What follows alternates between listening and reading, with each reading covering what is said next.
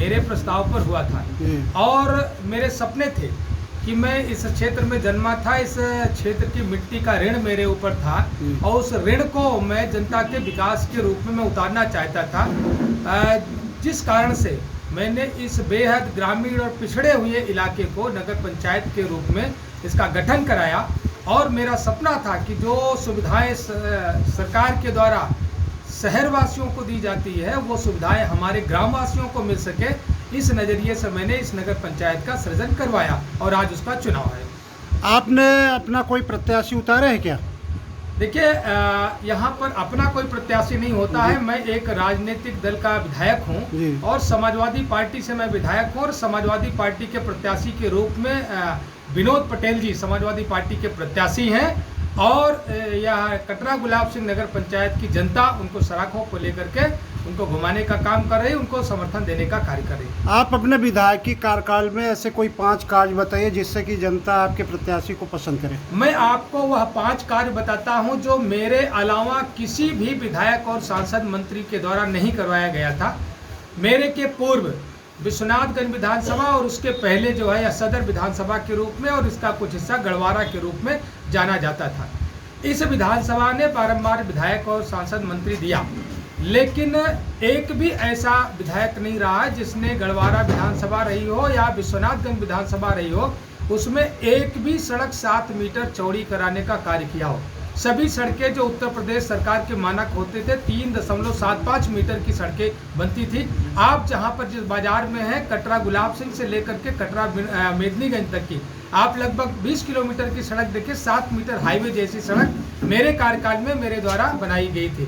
वहीं पर आप जटवारा से मानधाता विश्वनाथगंज की सड़क देख लीजिए, मानधाता सराय नारायण से लेकर के मोहनगंज की सड़क देख लीजिए, नौबस्ता से लक्ष्मीगंज मार्ग की सड़क देख लीजिए, जगदीशपुर से होला कापुरा की सड़क मार्ग देख लीजिए और आगे आप जाते हैं अजगरा महोत्सव होता था 3.5 मीटर की चौड़ी सड़क पर।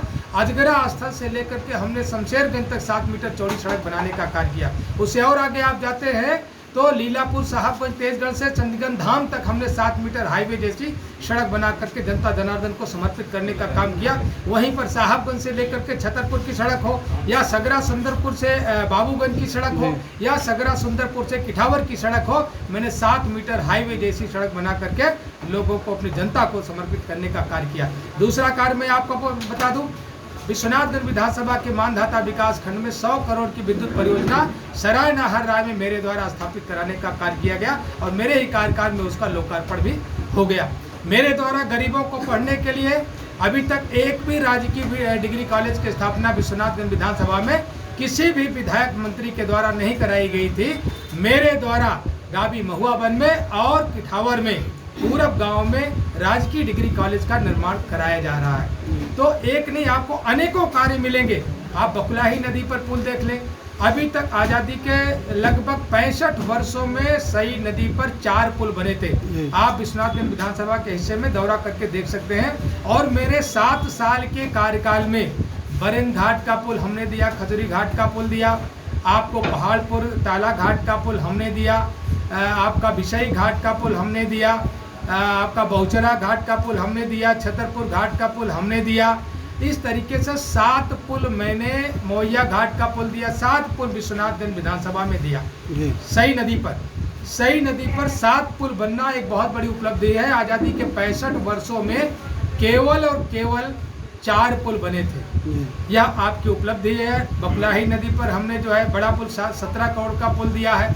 इस तरीके से अनेकों कार्य आपको लगेंगे जो विश्वनाथगंज विधानसभा में एक नए आयाम को हासिल किए थे।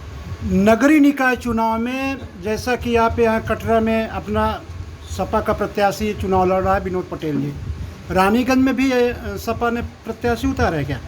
देखिए, चूंकि रानीगंज आपका पूरे प्रतापगढ़ की सभी नगर पंचायतों और एक नगर पालिका में समाजवादी पार्टी ने अपने प्रत्याशी उतारे हैं और हमारे प्रत्याशी मजबूती से चुनाव लड़ने का कार्य कर रहे हैं। कल मेरा रानीगंज विधानसभा में ही कार्यक्रम है और रानीगंज विधानसभा के सभी प्रत्याशियों का प्रचार करूंगा।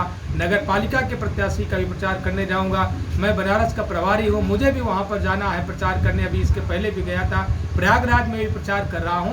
तो 3-4 जनपदों में प्रचार कर रहा हूं और जनता का अभूतपूर्व समर्थन हमें प्राप्त हो रहा है। यहाँ की जो मुख्य समस्या सड़क की जटवारा से कटरा गुलाब सिंह की, इसके बारे में आपको इसके बारे में मैं आपको बता दूं, मैंने आपको दर्जन भर से ज़्यादा बताया कि जो सड़कें मेरे द्वारा जिसका 7 मीटर चौड़ीकरण का कार्य कराने का कार्य किया गया था, मैंने अपने कार्यकाल में ही जेठवाड़ा कटरा गुलाब सिंह मार्ग का टेंडर करा दिया था।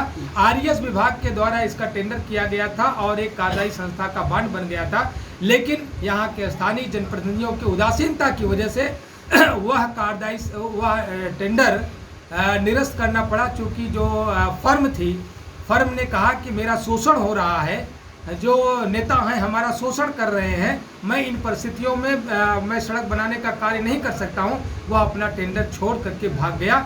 अब ये सवाल आप यहाँ के जो स्थानीय जनप्रतिनिधि हैं और सांसद जी हैं उनसे सवाल पूछने का काम जरूर करेंगे कि जेठवाड़ा कटरा गुलाब सिंह सड़क का मार्ग का जो टेंडर हुआ था, टेंडर जो फरवरी 2022 में चुनाव शुरू हुआ था, लेकिन हमने टेंडर दिसंबर में ही करवा दिया था। दिसंबर में टेंडर प्रक्रिया पूर्ण होने के बाद उस फर्म का बांड बनने के बाद भी चूंकि आचार संहिता लग गई थी, उसने 2-3 ट्रक गिट्टी गिरा करके काम शुरू किया था, लेकिन वह कार्य आगे प्रगति पर क्यों नहीं आया और उस ठेकेदार को काम छोड़ करके क्यों भागना पड़ा, इसका जवाब स्थानीय जनप्रतिनिधि जरूर दें। विपक्षियों द्वारा आरोप लगाया जा रहा है कि आप उनको प्रचार नहीं करने दे रहे हैं, एक बड़ा नेता होने के नाते, आप विधायक होने के नाते। मैं बड़ा नेता नहीं हूं, मैं तो इस नगर पंचायत का एक आम नागरिक के जैसा व्यवहार करता हूं और जो लोग आरोप लगाते हैं उनके पास आरोप के अलावा कोई ताकत नहीं होती है, इसलिए वो सच को झूठ में बदलने की एक नाकाम कोशिश करने का प्रयास कर रहे हैं। मेरे द्वारा किसी को भी का भी उत्पीड़न नहीं किया गया, ना किसी को रोक टोक की गई। इस लोकतंत्र में हर कोई को हक है वो अपना प्रचार प्रसार करे, किसी भी राजनीतिक पार्टी के प्रत्याशी के रूप में अपना प्रचार प्रसार करे। मेरी तरफ से कभी किसी के प्रति कोई दुर्भावना में कोई कार्य नहीं किया गया। विधायक होने के नाते युवा बेरोजगारी से त्रस्त हैं। आप उत्तर प्रदेश की विधानसभा में आप हर बार सत्र की कार्रवाइयां को आप देख लेंगे। मैं उत्तर प्रदेश सरकार से कई बार ये सवाल किया कि सरकार मुझे पहले एक ही आंकड़ा बता दे कि उत्तर प्रदेश में प्रतापगढ़ जनपद से बड़े पैमाने पर लोग अपने बच्चों का पेट भरने के लिए कोई दिल्ली जाता, कोई मुंबई जाता, कोई सूरत जाता, कोई पंजाब जाता है और वह अपना पलायन करके अपने बच्चों का पेट भरता है। सरकार ये बता दे कि उसका आंकड़ा कितना है। और अगर सरकार ऐसे नहीं बता सकती तो कोरोना काल में जो गुजरात से, सूरत से लेकर के मुंबई से और आपका दिल्ली से, पंजाब से लोग पलायित लोग जो वापस आए थे, प्रवासी मजदूर के रूप में आए थे या और कामगार के रूप में आए थे, उनकी तादाद क्या है सरकार के पास कोई आंकड़ा नहीं है। सरकार बेरोजगारी को खत्म करने में रुचि नहीं रख रही है। सरकार की रुचि केवल इस बात पर है कि अपने बड़े उद्योगपतियों के मित्रों के हवाले किस तरीके से देश की संपत्तियों को नीलाम कर दिया जाए, सरकार की रुचि उसमें है और सरकार वह काम अपना कर रही है। राष्ट्रवाद का नारा देती है और सरकार की संपत्तियों को, अपने उद्योगपतियों मित्रों को नीलाम करने का काम करती है। आखिरी सवाल, जनता के लिए 4 तारीख के लिए क्या संदेश है? जनता के लिए मैं एक ही बात मैं कहना चाहूँगा कि लोकतंत्र हमें बड़ी संघर्षों के बाद मिला है।